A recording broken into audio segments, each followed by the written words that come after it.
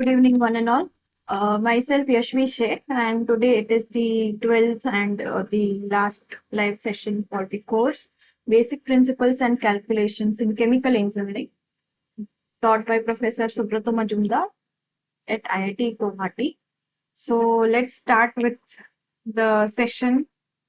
Um, Let me share my screen.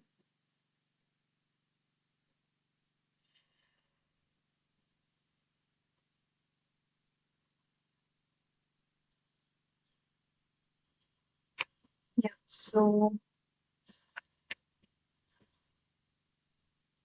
in the last session, we had discussed about degrees of freedom, the concept regarding the degrees of freedom, and then so like how it is useful for the ones when you go to industrial scale, or like it will help you like, whether the equations are solvable or not prior to what, like prior to just coding any equations. You will know how much data you need, what all data you will have to give it give to the system. So yeah, let's now move forward to the next lecture. So here it is the brief of the lectures taught in week 12 by professor. So basically it is a case study, and it uses the concepts of like in the lecture, during the lecture. So you have studied about like material balance, energy balance at steady state and at unsteady state as well. And you even had derived mass energy balance for steady and unsteady state process. Like how do you incorporate energy balances like latent heat capacity. So all those concepts you have studied in this lecture, like in the previous lectures, and we even have solved various examples on it. And now, so here the lectures, like it was majorly about one case study for cumin production. So what all is the basic for uh, like such. So we here in this lecture we had applied those principles, those calculations, like the knowledge which you had obtained, because not like industrial process are very complicated. Okay, so we had like we will utilize those concepts, and those concepts were applied for one such case study, which is for human production. Okay. So, so first and the basic um, uh, need for material and energy balance would be to study uh, the flow sheet. Okay, the scheme, like how the process goes on. So for this live session, I will not go into the details, or I will not go into like what all material and energy balance has been covered during the lectures, but I will majorly talk about this process, and late since it is majorly related for your assignment, so I will discuss this, and later it will be helpful for your assignment solving. So I will not go into detail of those calculations. So but if you have any doubt, you can definitely tell me. I know it is like very simple. You just if you are clear with the concepts of material and energy balance for any one, like overall, if you are clear with the concepts, then it is just applying material and energy balance for each unit, and you just need to take forward all the data that you have from the previous units. So that all you need to do for material and energy balance or a flow sheet. So let's first take a glimpse of what all process is involved during human production. So okay, human basically has this formula, which is nothing but C6H5, C3H7. Okay, this is the formula for cumin, and for that you need benzene and propylene or propylene. Okay, so these two are the reagents or raw materials, you can say, um, that are required for the synthesis of this cumin, because if you look into, like, it has C6H5, C3H7, so it has one benzene ring, and to one of them it is having C3H7.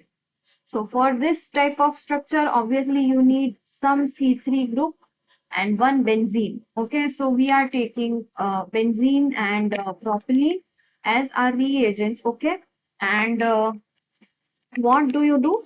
So these are, like, firstly, benzene is in liquid state. Uh, Propylene also. Okay, but they will have different boiling points, obviously. And like benzene, you can say, has much higher boiling point as compared to propylene. And like this, one of the reason also behind this could be lower carbon chain. And also, like, this is just a second.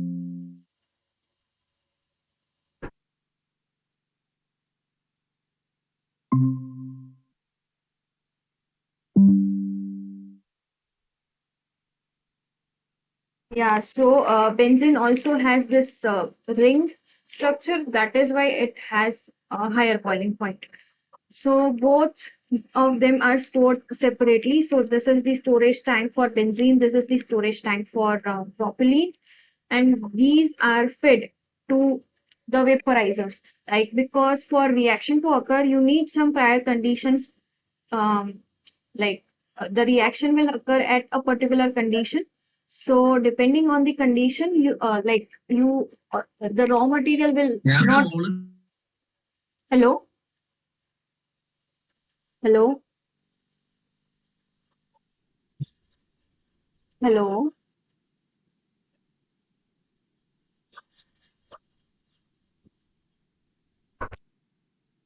Can you please unmute mute yourself?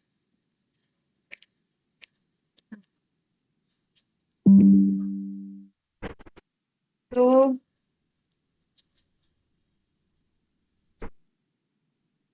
yeah, they are fed, like, the reaction in the lecture, it was mentioned that the reaction can occur both in liquid and in gaseous phase. But obviously in gaseous phase, since the molecular interaction can be more, so you uh, use gaseous phase as your reaction condition. So what you do, you first vaporize both benzene and propylene in different vaporizers, like they are vaporized separately, and they are now sent to like a mixer and a furnace, because further you need higher temperature for the reaction to occur. So furnace again increases the temperature of both the reagents, and those reagents are then transferred to the tubular reactor. So in this here, the tubes are packed with catalyst, like solid catalyst.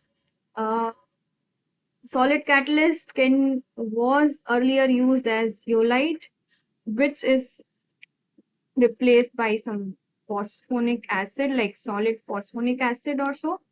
And the gas will be passed through the tubes. Okay, and there will be exothermic reactions. So the heat generated will be taken up by circulating cold or chilled water in the shell side. Now, one more reason for passing gas through the, like, tubes instead of shell is that it is easier to maintain high pressure for gas inside the tubes, because for high pressure to be maintained for gas, you need thicker walls. So it is easier to maintain for tubes. Otherwise, the shell, outside shell, if you want to maintain, then it will cost much high. and also like the thickness of the shell that you will have, that will be like quite more. So uh, that is why we usually pass gas or pressurized gas in the uh, tubing side. So the product that is formed, it has due to exothermic reaction, it has higher temperature. So to recover the heat, excess heat, what we do, we recycle it or we recover that heat in the vaporizers, because we by that way we will not be able, like we will not require any external, or like the amount of extra energy that will be required from outside, that will be reduced. Okay, so such type of uh, internal recycle or internal usage is also known as pinch method, where you recycle or like recycle the streams such that the overall requirement of energy or the material is reduced for any process. Okay, so we recover the heat here, and later they are passed, like this product stream will contain product cumin, unreacted reactants, then it will have byproduct. Okay, so all these needs to be separated, because unreacted reactants obviously you will recycle back, and you need to separate cumin and cumin from this and this as well. So firstly you have separator, from which you separate propane and propylene. So propane is the minor fraction which remains with the propylene, and so they are separated first. Now it is sent to the distillation column, which is known as benzene distillation column, where benzene is obtained as the top product and it is recycled back. So this is the amount of unreacted benzene that you have, and that is being recycled to the feed vessel.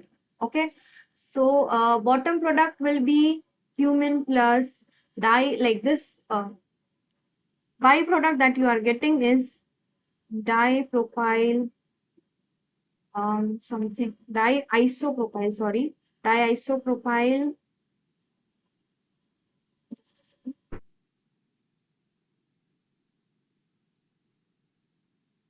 is diisopropyl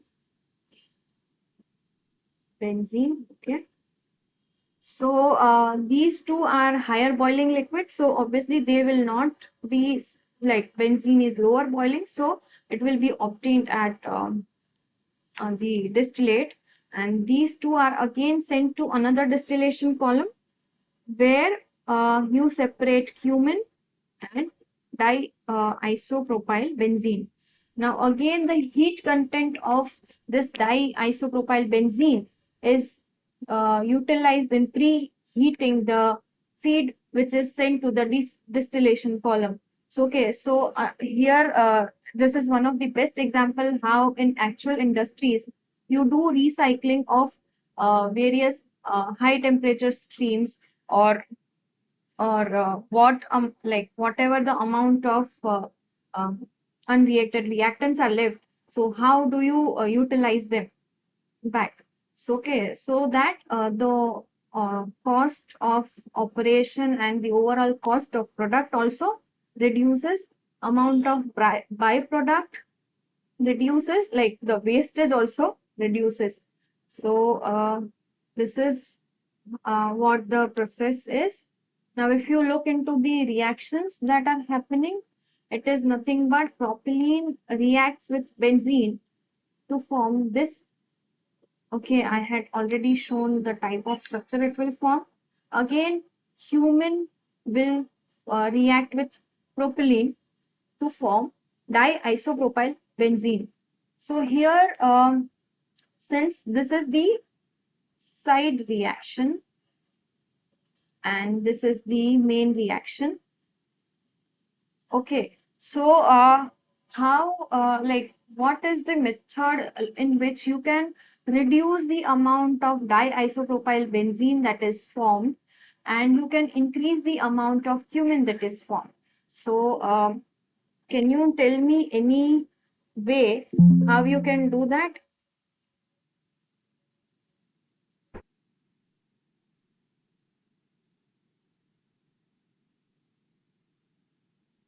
So, one of the way of doing that is you can constantly draw out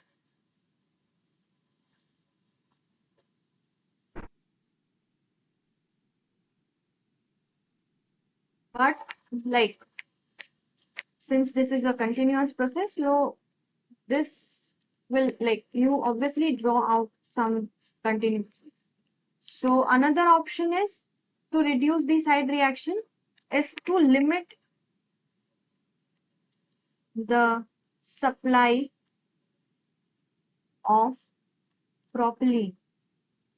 So what you can do is for any reaction to occur there is always stoichiometry that is maintained and just a second.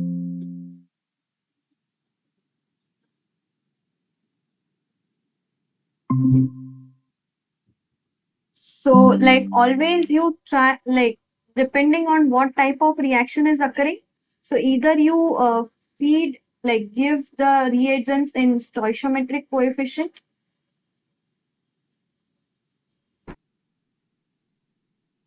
ratio, or another way is usually one of the reagent is fed in excess.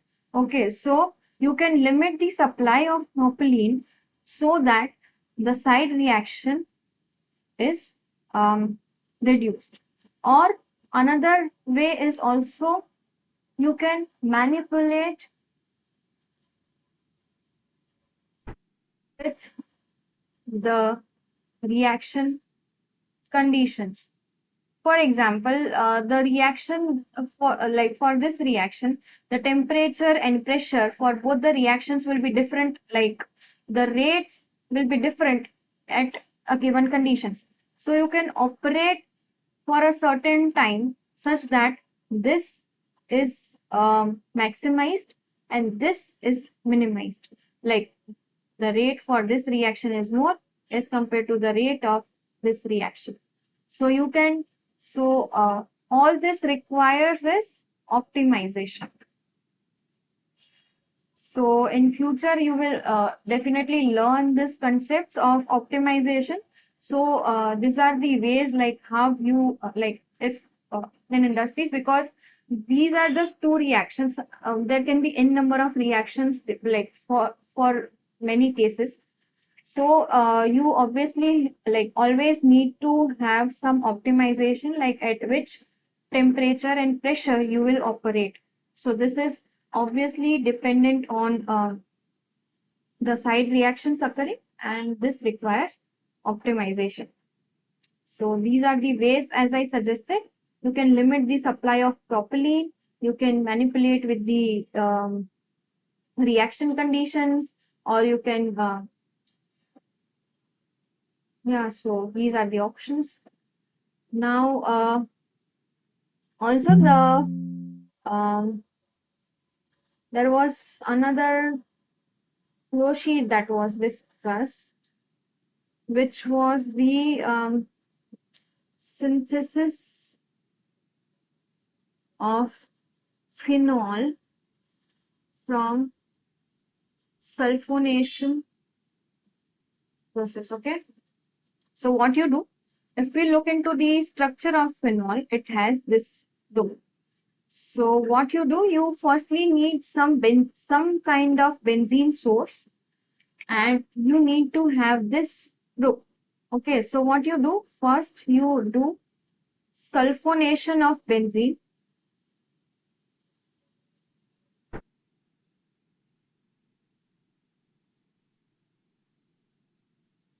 by using sulfuric acid.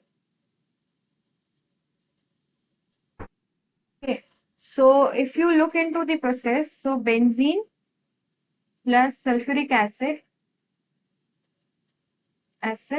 it will give you benzene sulfonic acid.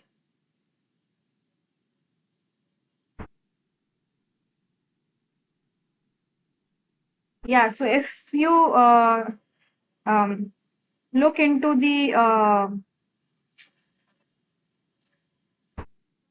reactions, then this reaction is reversible in nature. Okay, so and water is formed. Okay, so like if you look into the structure also, this is the structure and plus H2 is formed. Okay, so you need to constantly draw out the water, otherwise there will be dilution of sulfuric acid, which will result into reversal, like the concentration of, since sulfuric acid reduces, so as per Le Chatelier's uh, principle, the reaction will shift in such a direction that the concentration of sulfuric acid increases. So it will go in backward direction. So for that, you constantly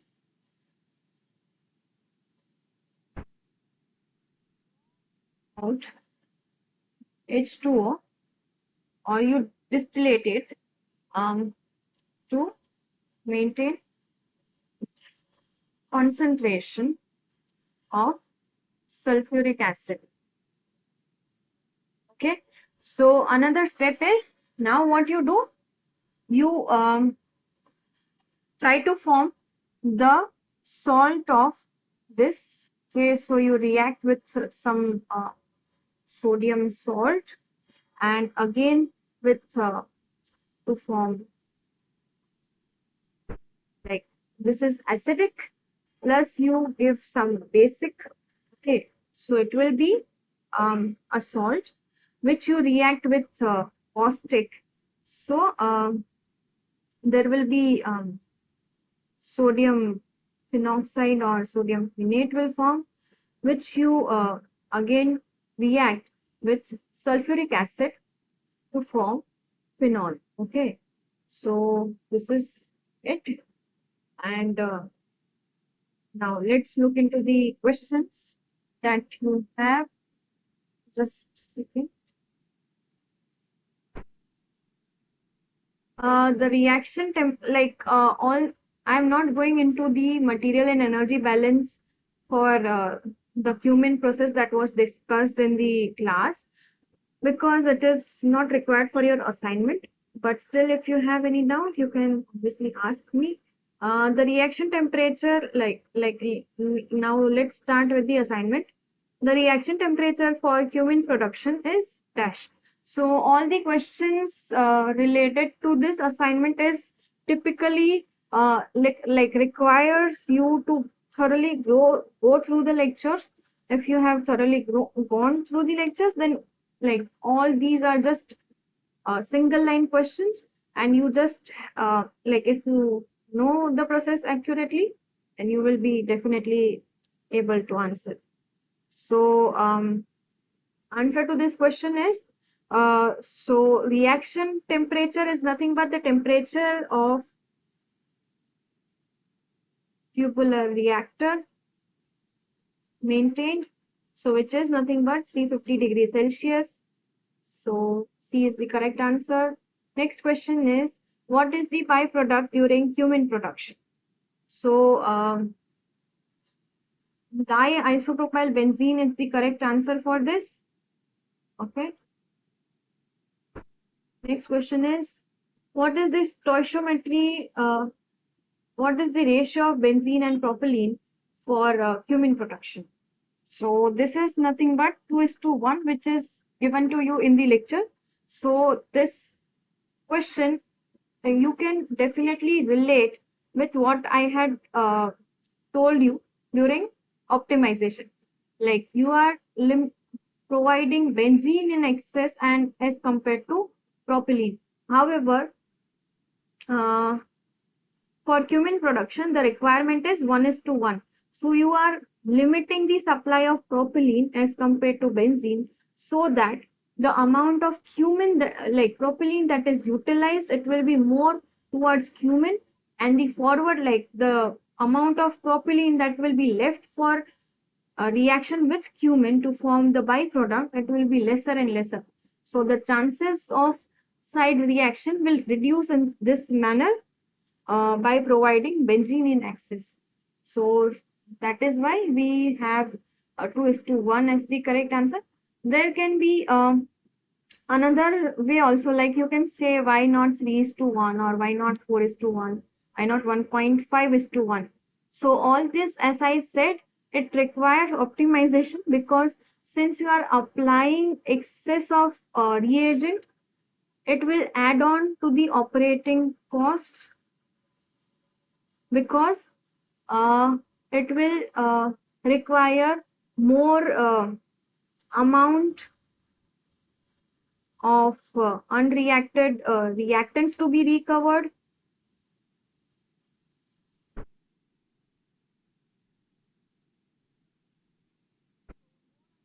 Energy will be required.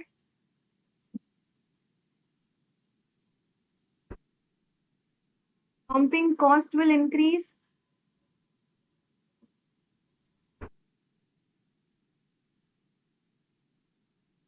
Okay, so there will be one optimization depending on the cost and the cumin production. So there will be one midpoint or one optimized point at which the cost is minimum. Otherwise, there will be either operating cost will increase or the yield of cumin will increase. Sorry, it will reduce. So that you need to have more and more cycles to run to get more cumin. So that is where you require optimization. Uh, Next question is, choose the correct statement. So statement 1 says that production of cumin can occur in both liquid and gas phases. And statement 2 says that high conversion is obtained in the gas phase. So both the statements are correct, because it is said that since like cumin is synthesized from like benzene and propylene, like since they are in liquid phase, so reaction can occur in that phase also, but gas phase obviously gives more conversion because of better interaction, and that is why rate will increase. So both option B is correct. Now, the phosphoric acid solid catalyst is replaced by dash to achieve higher conversion. So, the correct answer for this is zeolite. This also I have mentioned in the uh, discussion that I made for the flow sheet for the cumin production. Next question is, the flow sheet of cumin can occur in shell and tube reactor, piped bed reactor, fluidized bed reactor, etc. Or sorry, both A and B. So the correct answer for this is it can occur in both A and B, but in shell and tube reactors, the contact area that you maintain will be more as compared to what you maintain in peg bed reactor. Also, the chances in the peg bed reactor will be chances for channeling can also occur. For example, the issue with packed bed is, if you pack the catalyst, like this are the catalyst, and you try to pass gas, okay, so it will pass in this way, like this. There are chances it does not pass from here, so there remains some unreacted catalyst also. So that is where shell and tube reactor is more preferable. Next question is, separation of diisopropyl benzene from product stream can be achieved in. So for this you do distillation, and that is nothing but sieve tray distillation.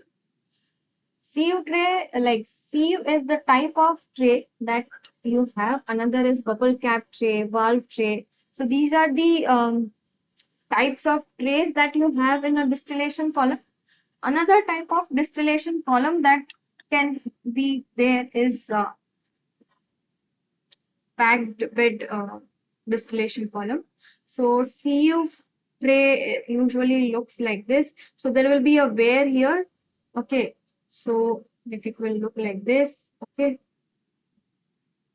so up to this limit, the water will, like the liquid will be filled, and after that it falls in the next tray. Okay, so here also there will be perforations. So like this are the sieves from which the gas, we try to pass the gas. Okay, so gas, it will contact with the liquid and it will come out. So each tray is said to be in equilibrium. So this is one type of tray. Another type of tray is valve tray. So all this will be a kind of valve. This, so depending on the flow of liquid and gas, this will, like this will be opened up. So yeah, it is also there. You can, like this all concepts of types of trays and all you will learn in distillation. Next question is, benzene stem is vaporized and dashed before mixing it with propylene. So this is nothing but 243, I guess. Yeah, so 243 is the correct answer for this question. Next question is, what is the heating media and vaporizer used for benzene vaporization? So heating media is nothing but you try to recover the heat from what is coming out of the reactor. So it is nothing but heated effluent from the reactor. So B is the correct answer. Next question is, dash is used as fuel in furnace in reactor for cumin production. So fuel is nothing but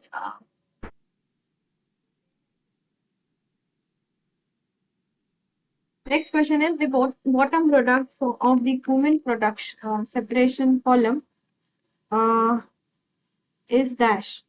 So um, answer for this question is 100% par this para diisopropyl benzene. So this is the correct answer. Next question is, sodium phenoxide fraction, which is obtained, is fed to acidifier to produce 2-phenol, sorry, by reacting with sulfuric acid and sulfur dioxide. Okay, so it is what, like this is one of the steps for, like, which is there in process of phenol production by sulfonation of benzene. Next question is, sodium benzene sulfonate is fused with sodium hydroxide to form, it will form sodium phenoxide. Yeah. Next question is, fuming sulfuric acid is a concentrated solution of, so fuming sulfuric acid is also known as oleum. So oleum is first usually produced during the production of sulfuric acid, where, so like the process involves is like first you synthesize SO2 from, sorry, sulfur plus oxygen will give you SO2. Then you SO2 plus O2 give half O2 will give you SO3. Now SO3 you react it with H2SO4 to give you H2S2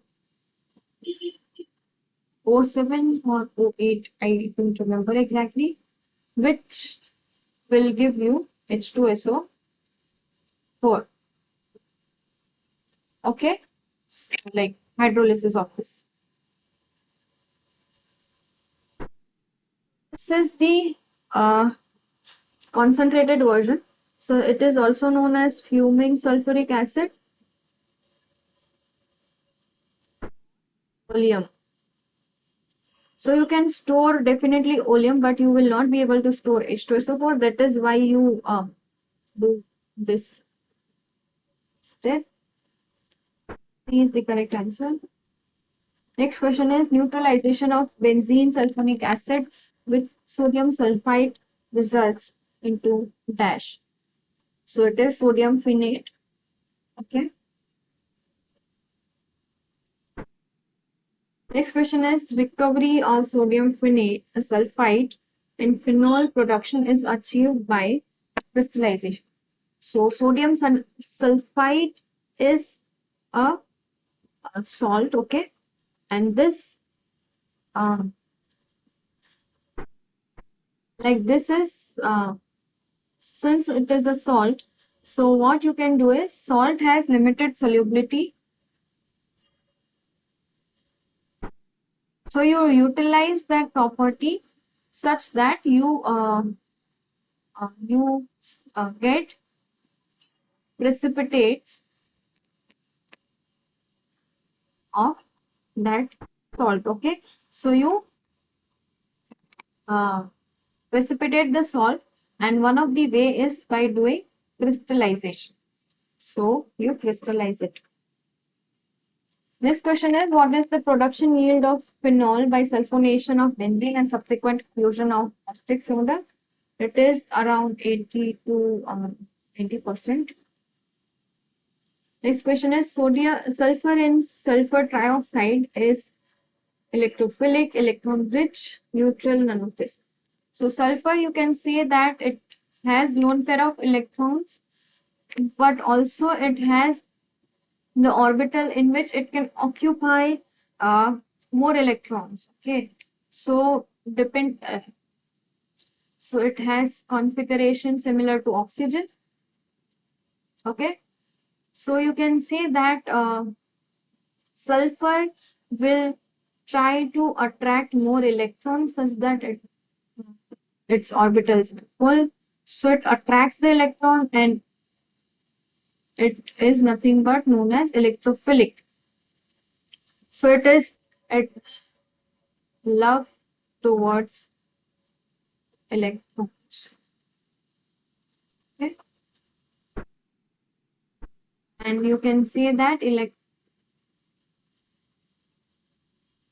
will be if like it will not attract electron and it will repel the electron. Next question is sulfonation of benzene is a dash reaction. So it is a reversible reaction because as I said, if benzene plus sulfuric acid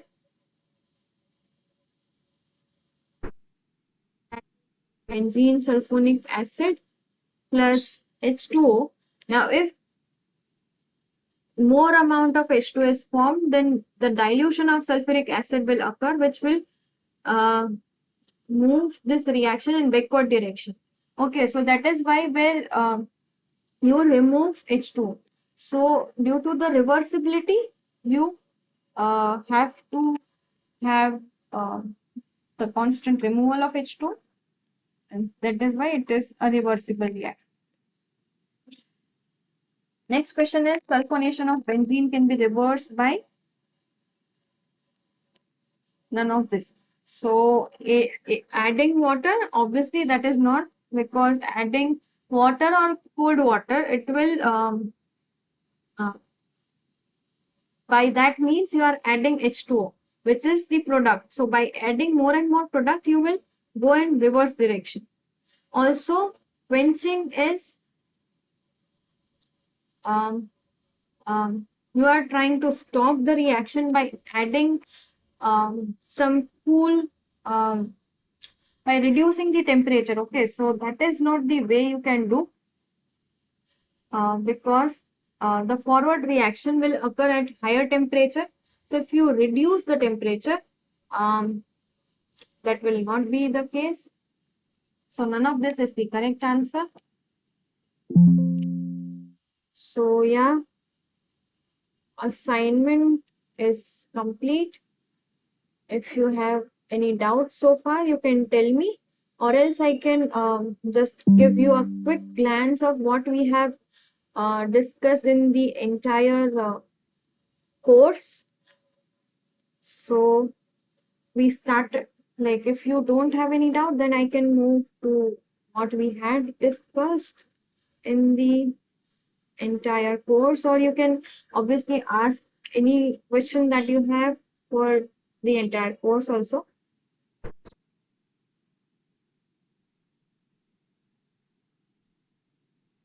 I can tell you.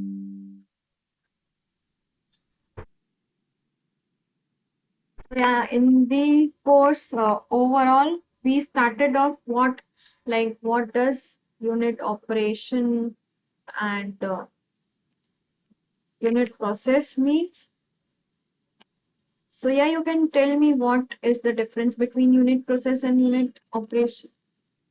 Can you please tell me?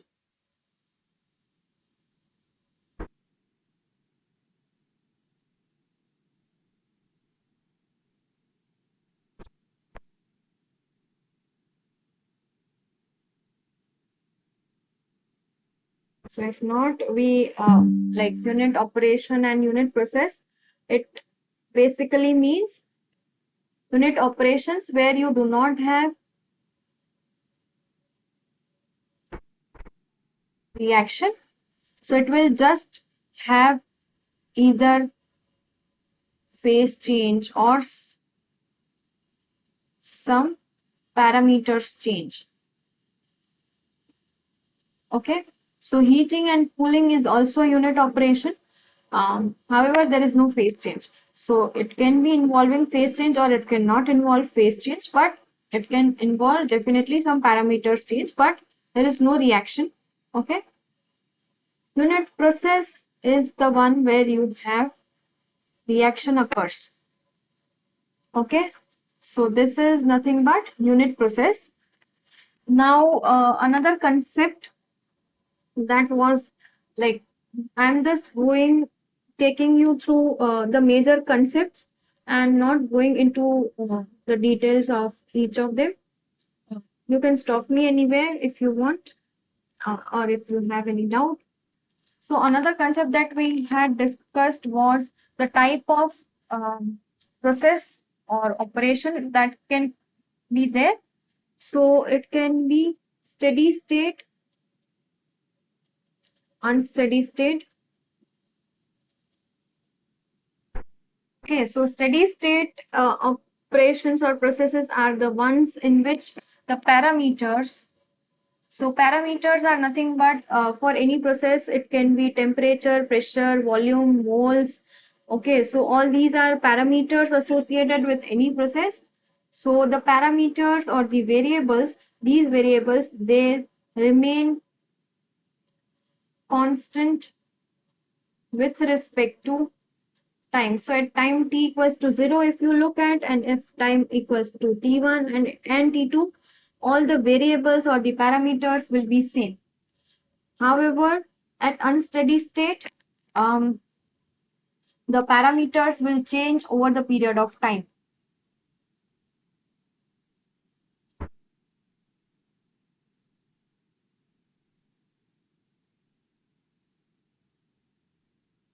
Okay, so the example of steady state process, like where you encounter is continuous ones. So the processes that occur in continuous mode, they are steady state process. And so can you tell me, like, I forgot to tell you, like, discuss about continuous process. So first, like, continuous process is the one where you have continuous input of inlet, stream, feed, and continuous output taking place. So continuous means the flow rates will be in equilibrium or it will be same. Okay. However, the one in which the parameters change will be batch, where you just dump, like, there will be input at t equals to 0. However, after that you just stop the input and uh, you collect the output at final t. Okay. So this is the example of unsteady state process. Then we looked upon um,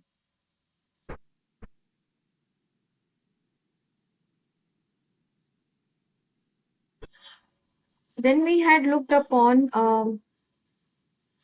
material balance, energy balance. So this we had done for, sorry,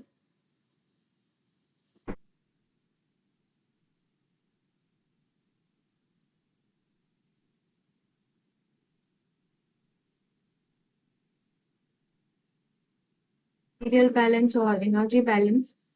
This we had done for either steady state or unsteady state. For both we have derived. Okay, so if you write any balance equation, so any balance equation is nothing but accumulation in the system is equals to input to the system because you are adding that to the system plus the generation. This generation for material balance, it will be in the form of reaction. So from the reaction, okay, so if any reaction is occurring, there can be generation of mass or there can be consumption of mass. So consumption will be of reactants, generation will be of products, you can say, and sorry, minus output. Okay.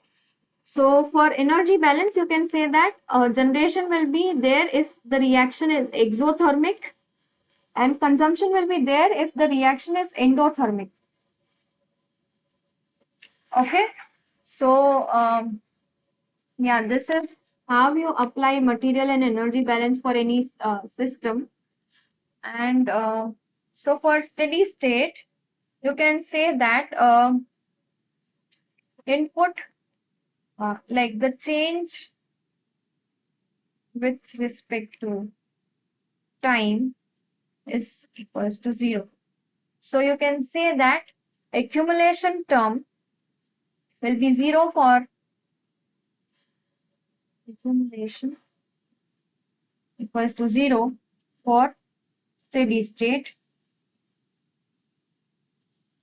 and for unsteady state the change with respect to time is not equals to 0. So here you cannot so this accumulation term is nothing but change. For example, you are doing mass balance and you are measuring, like taking the balance for the flow rates of any components. So dm by dt will be the accumulation term.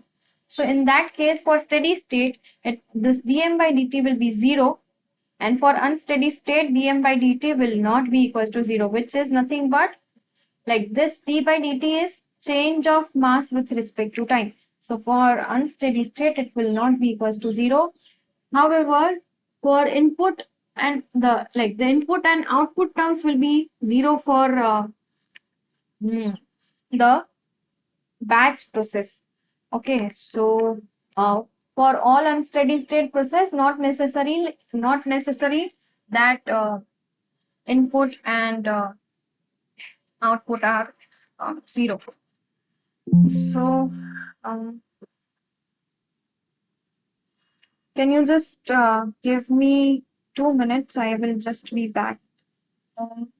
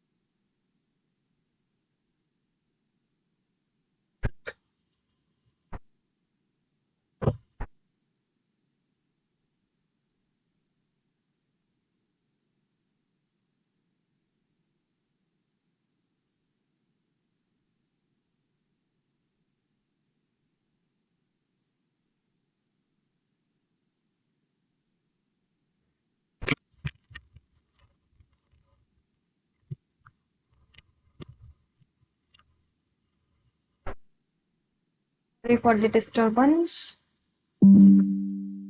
Let's again start.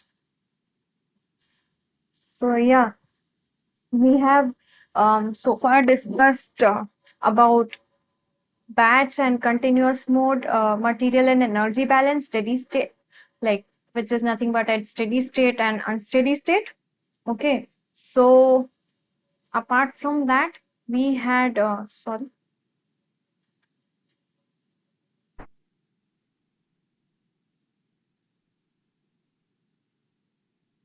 discussed like what type of energies are associated, and like energy can be in the form of enthalpy. So enthalpy is the total heat content of the system. Okay, so it is nothing but U. Um, okay, I will discuss it. And there is one more term which is known as internal energy. So it is nothing but the energies that is possessed due to molecular forces, molecular kinetic and potential energy. Okay, so this is at molecular scale, and if you like total heat content will be what? It will be um, H represented as H, and this is represented U, and so there will be some certain energy of the molecules. Over and above to that, there will be some kinetic or potential energy can also be there. So it will so it will be nothing but T into V, which is the characteristic of um, that system. Okay, so that will be the kind of total energy or the total enthalpy. Sorry. Now, if you want to do change in this quantities, then you can say that internal energy is like the change in internal energy. You measure it at constant volume, and for enthalpy, you ensure that there is constant pressure. Okay, so if you apply delta here, so delta H will be nothing but delta U plus delta of P into V. P here is pressure and V is volume. So if you apply delta to the, like if you open this bracket, then delta U plus delta P into V plus V delta P, sorry, P delta V. So since delta P is 0, this term will vanish because we calculate enthalpy change or enthalpy at constant pressure. So this will only remain, so delta U plus P delta V. Okay, so we had derived the equations for the energy balance. Okay, like that involved delta H plus kinetic energy plus potential energy. Kinetic energy has formula half mv square. Potential energy has mgh. Okay. Now, another that we had discussed was about um, various laws that you usually apply for solving the equations. So such laws are firstly we had discussed Dalton's law. Okay, so Dalton's law is the law that relates pressures of individual component of multi-component gaseous system with the total pressure. Okay, So what is that law? Total pressure PT is nothing but P1 plus P2 plus P3 plus up to Pn. So here this P is nothing but the pressure exerted by that component. Okay, so this pressure can be obtained by P1 is nothing but Y1 into PT. So here this Y is mole fraction. Okay. Another was Amigat's law. So likewise, like the way you derived for pressure, this is for volume. So it also says that total volume is nothing but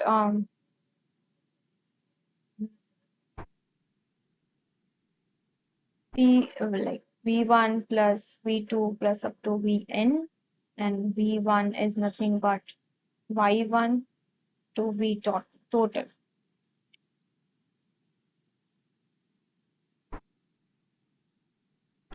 I guess I'm not doing any mistake in this. Yeah, this is right. Another that we had discussed was about gas laws. So gas laws, one of the most basic one was ideal gas law and non-ideal gas.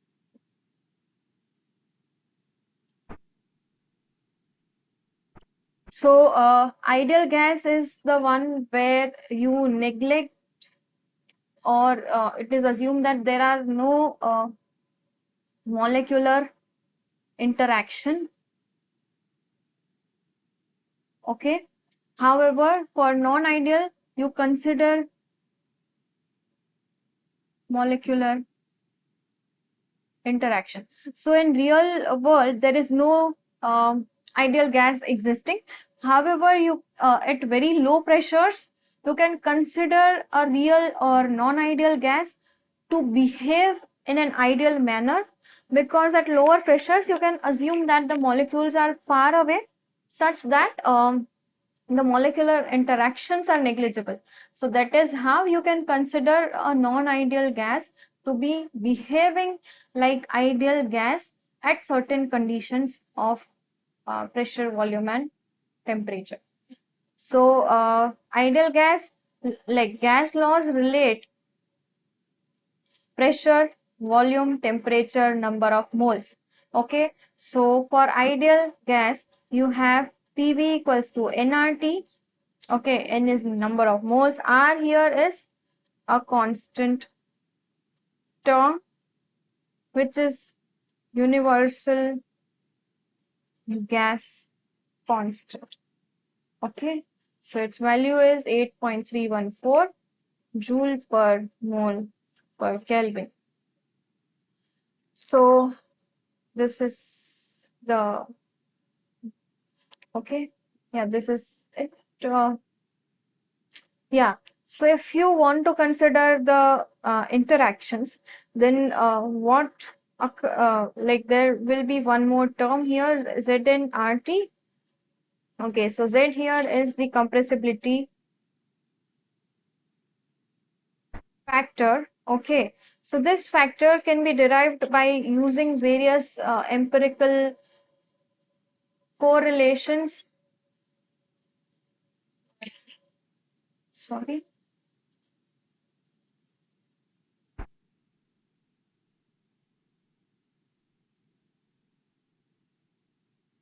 That can be van der Waals equation of state, or it can be virial equation of state. Okay, so likewise you can derive this value of Z, or there will be some changes in this equation. For example, van der Waals equation of state is nothing but P I guess plus A by V square, V minus B equals to RT. Okay, so yeah, so this is how you apply laws, or you relate various parameters for any gas. So this is very useful when you are dealing with processes with gas, because from one process to another process, if you are changing or if you are doing transition, then you need to know how they are related and what will be the changes that will be observed. So this law is the most basic one that you apply. Another one is for the liquids and gas mixture, or there need not to be any mixture if you have any closed system filled with liquid. So there will be some amount, like there has to be a mixture, okay? Otherwise it is not applicable. So there will be some sort of evaporation at this atmospheric conditions also. So there will be vapor liquid equilibrium. So for such cases, when you have a mixture of liquid in closed vessel, uh, then there will be vapor liquid equilibrium where certain amount will evaporate and certain amount will condense. So you can relate um, composition in gas phase with liquid phase through Raoult's law.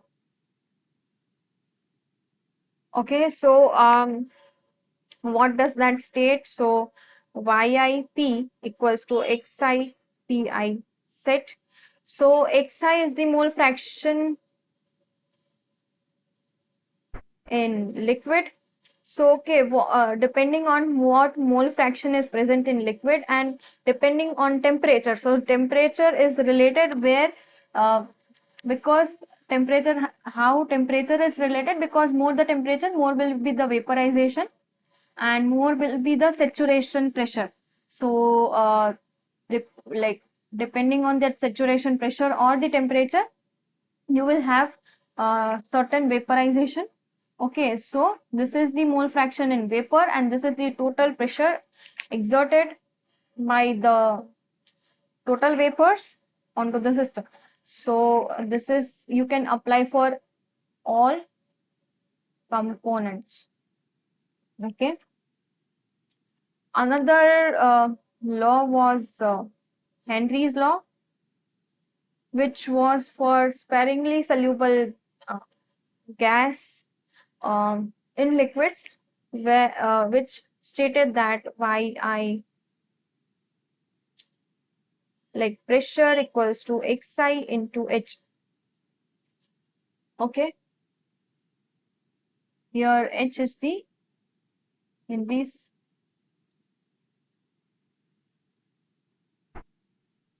strength.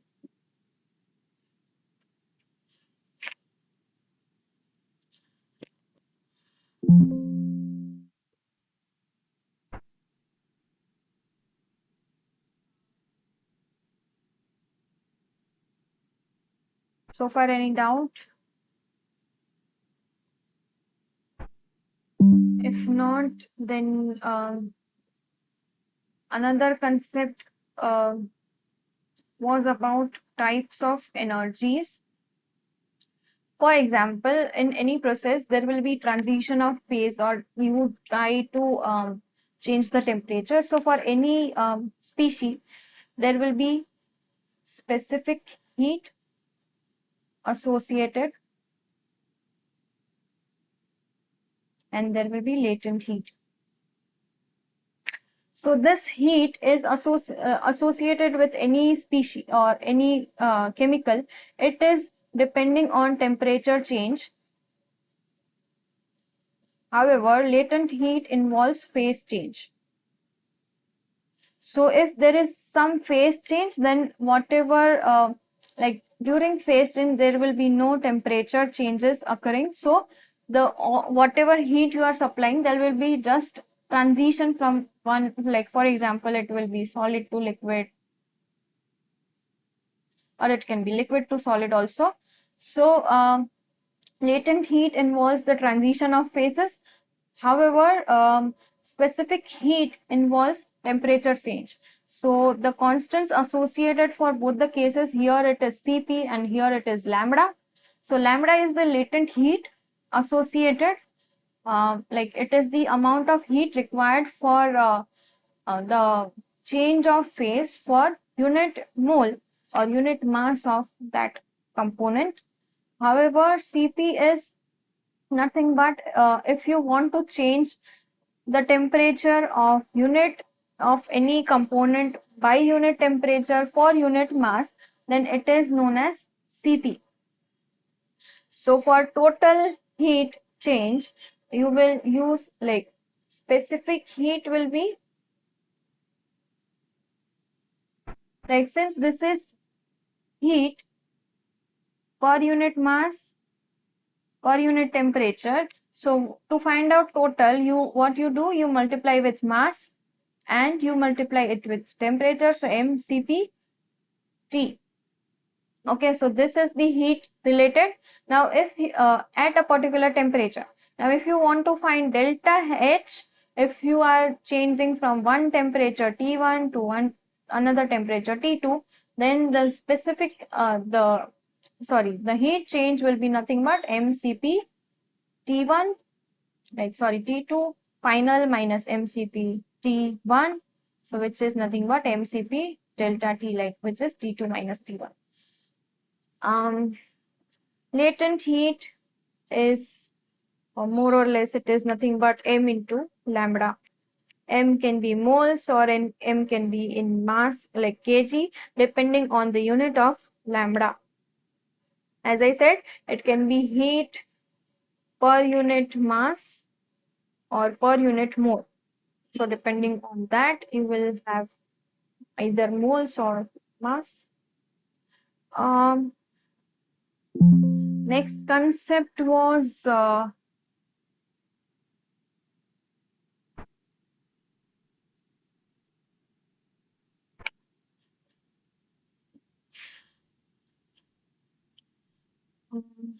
next concept was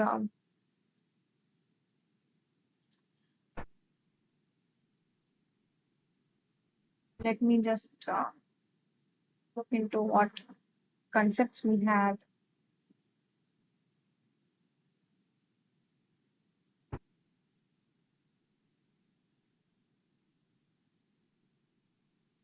Discussed. Just wait for a minute.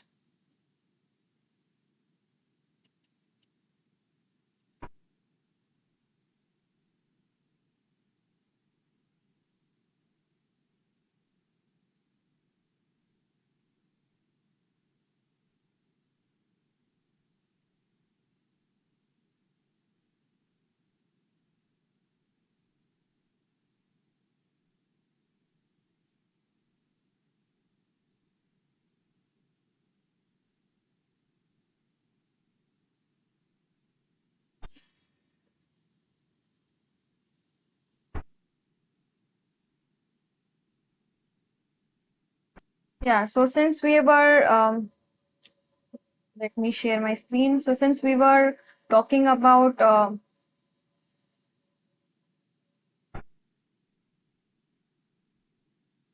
energy, so energy, like there will be heat for like this previously that I discussed was the energy related to phase change or any component temperature change. However, if you want, if there is some reaction taking place, then there will be some amount of energy change during the reaction also. So that amount of energy you need to consider. So there are certain terminologies where which you will require for the heat calculations of a reaction. So that is nothing but first is heat of formation. So heat of formation is nothing but if like whatever change of energy that takes place. Say for example, you want to form carbon dioxide. Okay. So if you want to know the heat of formation of CO2, then it states that the amount change in the energy that is observed when it is formed from its elemental form, which is nothing but carbon and oxygen in gaseous form, like carbon in graphitic form or and oxygen in gaseous form. So that is nothing but the heat of formation. So now for like obviously not all reactions will have such elemental forms involved. So usually what happens is it can be CO plus half O2 plus will give you CO2. Okay, so here CO is also a compound. It is not the elemental form and CO2 is formed. So for such type of reactions, if you need to know what you do, you have a bunch of like the literature available for heat of formations of all the molecules that are there till existence.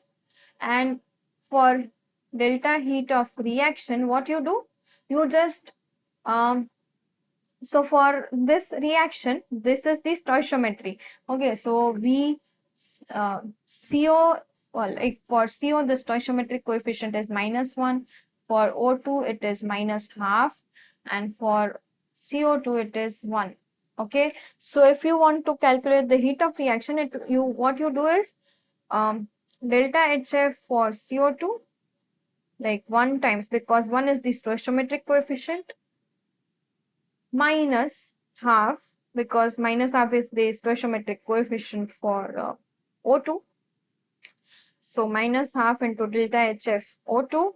Now this will vanish because for elemental form, the delta HF is 0 minus 1 into delta HF for CO. So it is nothing but delta HF summation delta HF for products minus summation delta HF for reactant. Okay, so this is how you calculate delta heat of reaction. Next concept, even we have discussed like majorly you encounter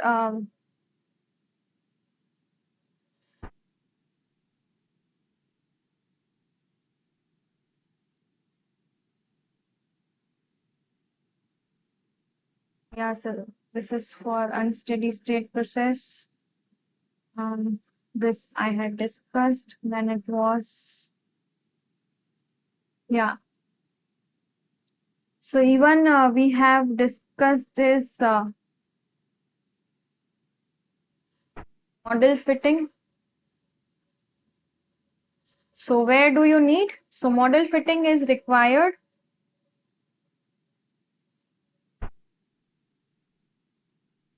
when you have experimental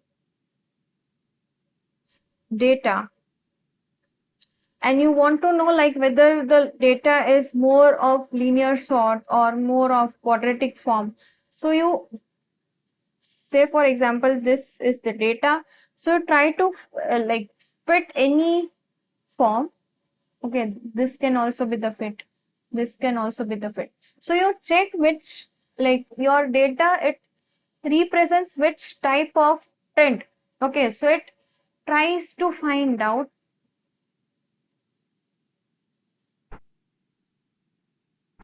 the trend, or another way, if you know the trend. So for example, you know that your experimental data has a linear trend. Okay, so it increase like with change in x, the change in y is linear, but you, as you know, y is proportional to x, but there can be like it can be mx plus c type.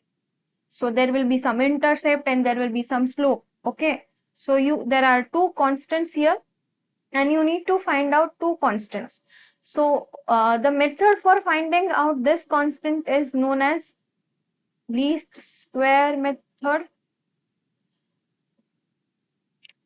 And what you do, so what you do, you let's say you assume one line, and you find out such a line that the difference in y theoretical minus y experimental, the difference between two is such that it is minimum. Like the error, this is known as error, and the error sum of square of errors is minimum. So the reason for taking square in the errors also I have told you, which is nothing but because if you just take errors, it can be positive or negative.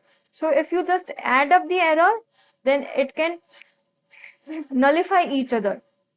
So that is why you square it up, so that the negative term, it turns into positive. So you take the square and you add it up. So the overall summation of error needs to be minimum, and you minimize that. For that, you usually use softwares. Now, how do you check whether, like, if you have fitted this, and how do you check whether the fit is how much correct or how much precise it is? So for that, you use R square. So it is regression coefficient. Okay. So if like its value ranges between 0 and 1, so the more the value of R square closer to 1, better is the fit. Okay. So this was about model fitting. Then also we had discussed about um, various methods you use for solving equations. Like for linear equations, because in chemical engineering you usually encounter thousands or lakhs of equations that needs to be solved um, like rigorously, and also like there will be series of data, so there will like it is not easy to solve linear or non-linear equation which are very complicated, as you find out in the case of industry. So what you do, um, for linear there is one method known as Gaussian elimination. So what you do, you form a matrix Ax equals to B sort of, and you try to eliminate the variables, like you form 0 here, all these are 0, there will be this many terms remaining, so you back calculate all the values. Okay, so you try to form zeros in the lower diagonal, so you will be able to calculate all these terms. For non-linear, majorly we had discussed about Newton-Raphson, which can be for single variable, or it can even be for multiple variables. So it is nothing but xi plus 1 equals to xi minus f of xi upon f dash xi. Okay, or if you have multiple components, you just, what you do, you just form a matrix or an array, like you form an array of the variables. Okay, so it will be one column, multiple rows. Xi plus 1 equals to xi. So every time you need to take the inverse of the Jacobian matrix, which is nothing but the matrix of partial differentials f1 del f del x1 del f2 del x1 and so on. So you generate a matrix for such like n cross n matrix for all the partial derivatives for I. f at xi. Okay, so you do iterative method for such, and then you like for such iterative methods you usually use some computational method like computation like MATLAB to solve the equations. Another was the technique where you encounter integrations and you are not able to solve such integrations algebraically. So what you do, you develop numerical correlations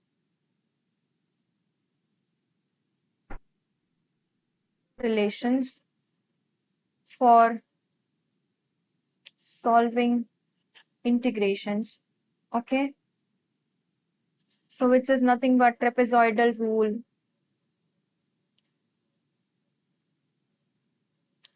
Watson's rule. Yeah, so what you do here is, say for example, you need to find out the integration of x1 to x2. Say for example, you have fx as sin x or 6 ln x dx.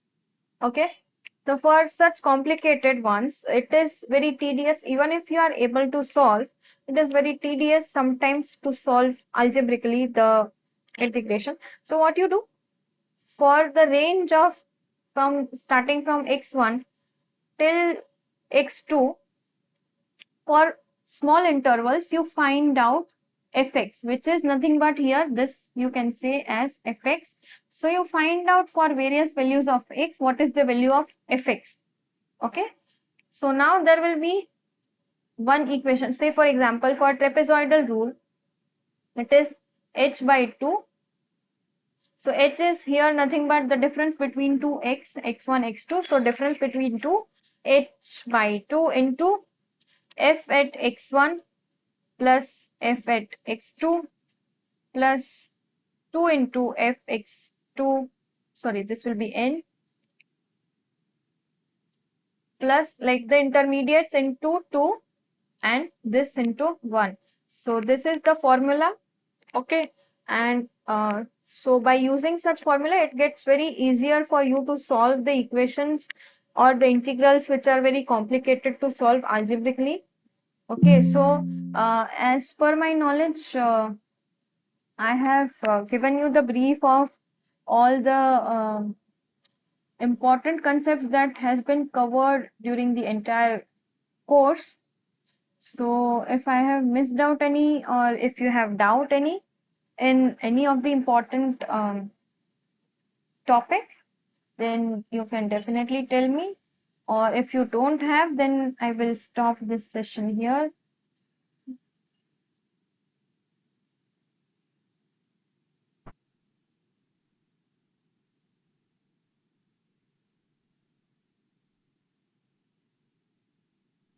Yeah, if so, if you don't have any doubt, then I will stop sharing my screen. And yeah, thank you for joining. Thank you for listening. I hope the session was insightful to you in any manner. And yeah, so I hope you have learned so many basic things from this course that will be useful for you in any like in various manners throughout your career in chemical engineering. So yeah, thank you for joining. I will end this meeting here.